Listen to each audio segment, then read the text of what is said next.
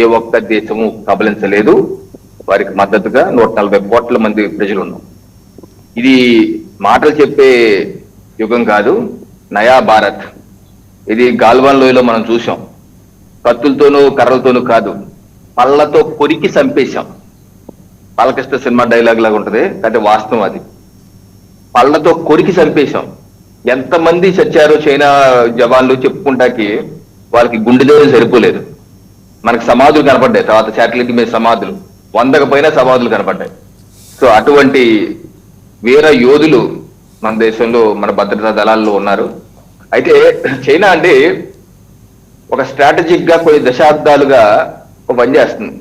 China సరిహద్దుగా ఉన్న ఏ దేశంతోనూ వారికి సరిహద్దు వివాదం లేకుండా లేదు. రష్యాతోనూ సరిహద్దు వివాదం, జపాన్తోనూ సరిహద్దు వివాదం, భారతదేశంతోనూ, అలాగే తనకు దూరంగా ఉన్న ఫిలిప్పీన్స్ తోనూ. ఎక్కడన్నా ఏం చేస్తుందంటే తన సరిహద్దు సంబంధించినటువంటి స్థలాలని లేకపోతే రాష్ట్రాలని తన పేరు పెట్టేసుకుంటాం. జపాన్ లో దీవుల్ని జపాన్ పేరు తీసేసి చైనా పేరు పెడతారు.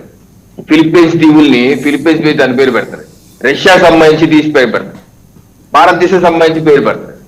ఇది ఒక మ్యాప్ వార్, సైకలాజికల్ వార్, లేకపోతే ఒక నెరేటివ్ సెట్టింగ్ గా మనం చూడాలి.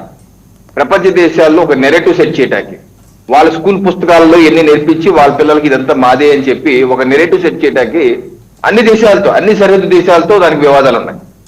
వివాదం లేని దేశం అంటూ చైనాకి లేదు. ఎందుకని ఆ